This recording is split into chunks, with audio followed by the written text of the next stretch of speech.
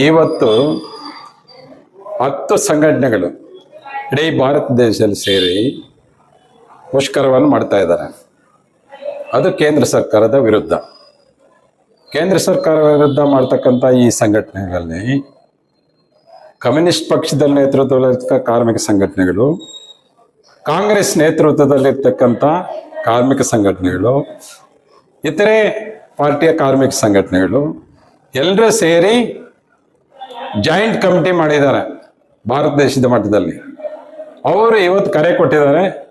ಭಾರತ ದೇಶದಾದ್ಯಂತ 30 ಕೋಟಿ ಇವತ್ತು ಜನ ಮುಷ್ಕರ ಮಾಡ್ತಾ ಇದ್ದಾರೆ.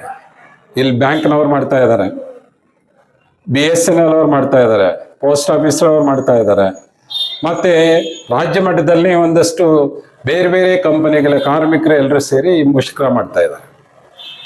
ಈ ಮುಷ್ಕರ ಕೇಂದ್ರ ಸರ್ಕಾರದ, ಮೋದಿ ಸರ್ಕಾರದ ವಿರುದ್ಧ ಮಾಡ್ತಕ್ಕಂಥ, ವಿರೋಧಿ ಮಾಡ್ತಕ್ಕಂಥ ಮೋದಿ ಸರ್ಕಾರದ ವಿರುದ್ಧ ಮುಷ್ಕರ ನಡೀತಾ ಇರೋದು. ಇದರಲ್ಲಿ ಎಲ್ಲರೂ ಸೇರಿದ್ದೀವಿ.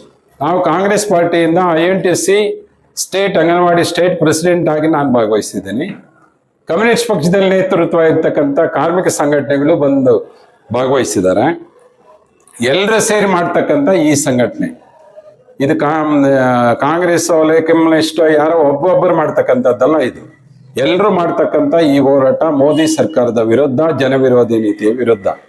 ಇವತ್ತೇನು ಕಾಂಗ್ರೆಸ್ ಪಾರ್ಟಿ ಇಷ್ಟು ವರ್ಷಗಳಲ್ಲಿ ಕಾರ್ಮಿಕ ಪರವಾಗಿ ಮಾಡಿರ್ತಕ್ಕಂಥ 29 ಕಾನೂನುಗಳನ್ನ, ಕಾರ್ಮಿಕರ ಪರವಾಗಿರ್ತಕ್ಕಂಥ ಕಾನೂನುಗಳನ್ನ ಬದಲಾವಣೆ ಮಾಡಿರ್ತಕ್ಕಂಥ ವಿರುದ್ಧವಾಗಿ ಇವತ್ತು ಎಲ್ಲರೂ ಮೋದಿ ಸರ್ಕಾರದ ವಿರುದ್ಧ ಮಾಡ್ತಾ ಇದ್ದೇವೆ.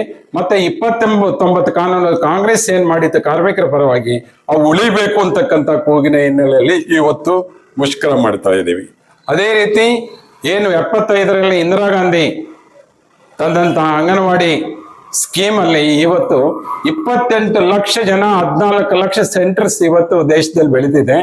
ಆ ಕಾರ್ಮಿಕರಿಗೆ ಸರಿಯಾದಂತಹ ವೇತನ ಅದೆಲ್ಲನವೇ ಕೊಡಬೇಕು, ಮತ್ತೆ ಅವರಿಗೆ ಸರ್ಕಾರಿ ನೌಕರರಂತೆ ಗೌರವಿಸಬೇಕು ಅಂತೇಳಿ ಮೋದಿ ಸರ್ಕಾರವನ್ನ ಕೇಳ್ತಕ್ಕಂಥ ಕಾರ್ಯಕ್ರಮದಲ್ಲಿ ಇವತ್ತು ನಾವೆಲ್ಲರೂ ಭಾಗವಹಿಸಿದ್ದೀವಿ. ಅದೇ ರೀತಿ ಇವತ್ತು ಭಾರತ ದೇಶದ ಎಲ್ಲ ರೈತರ ಹಿತವನ್ನು ಕಾಪಾಡ್ತಕ್ಕಂಥ, ಕಾರ್ಮಿಕರ ಹಿತವನ್ನು ಕಾಪಾಡ್ತಕ್ಕಂಥ, ದೇಶದ ಹಿತವನ್ನು ಕಾಪಾಡ್ತಕ್ಕಂಥ ಇದನ್ನು ಪಕ್ಕಕ್ಕಿಟ್ಟು ಅಮೆರಿಕಾಗೆ ನಮ್ಮನ್ನು ಹರಾಜು ಹಾಕಿದ್ದಾರೆ. ಅದರ ವಿರುದ್ಧ ನಾವು ಹೋರಾಟ ಮಾಡ್ತಾ ಇದ್ದೀವಿ. ಇವತ್ತು ಪಾರ್ಲಿಮೆಂಟ್ ಅಲ್ಲಿ ಆಪೋಸಿಷನ್ಸ್ ಎಲ್ಲರನ್ನು ಮಾತಾಡೋದಕ್ಕೆ ಬಿಡ್ತಾ ಇಲ್ಲ. ಈ ಜನವಿರೋಧಿ ನೀತಿಗಳನ್ನು ಪ್ರಶ್ನೆ ಮಾಡೋದಕ್ಕೆ ಬಿಡ್ತಾ ಇಲ್ಲ. ದೇಶದ ಭದ್ರತೆ,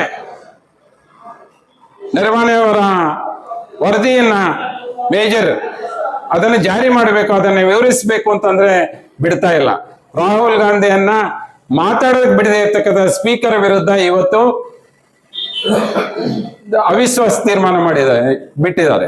ಈ ಎಲ್ಲ ಜನವಿರೋಧಿ ನೀತಿಗಳು ಏನ್ ಮೋದಿ ಸರ್ಕಾರ ತಂದಿದೆಯೋ, ಅಮೆರಿಕಕ್ಕೆ ಹರಾಜಾಗ್ತಾ ಇದ್ದಾರೋ ಅದರ ವಿರುದ್ಧ ಇಲ್ಲಿನ ಕಾರ್ಮಿಕ ಸಂಘಟನೆಗೆ ಎಲ್ಲರನ್ನು, ರೈತರನ್ನ, ಕಾರ್ಮಿಕರನ್ನ, ವಿದ್ಯಾರ್ಥಿಗಳನ್ನ ಎಲ್ಲರನ್ನ ಈ ಬ್ಯಾಂಕ್ಗಳು ಉಳಿಬೇಕು. ಈ ಬ್ಯಾಂಕ್ಗಳು ತಂದಿದ್ದೆ ರಾಷ್ಟ್ರೀಕರಣವಾಗಿ ಇಂದಿರಾ ಗಾಂಧಿ, ಅದನ್ನ ಉಳಿಸ್ಕೋಬೇಕು ಅಂತಕ್ಕಂಥ ಹಿನ್ನೆಲೆಯಲ್ಲಿ ಹೋರಾಟ ಮುಂದುವರಿತಾ ಇದೆ.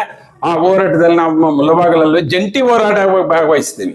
ಇಲ್ಲಿ ಯಾವುದೋ ಒಂದು ಇದಾಗಿ ಇಲ್ಲಿ ಭಾಗವಹಿಸಿಲ್ಲ. ಜಂಟಿ ಹೋರಾಟದಲ್ಲಿ ನಾವೆಲ್ಲರೂ ಭಾಗವಹಿಸಿದ್ದೀವಿ. ಮುಂದೆ ಜಂಟಿ ಹೋರಾಟಗಳನ್ನ ಮುಂದುವರಿಸ್ತೀವಿ.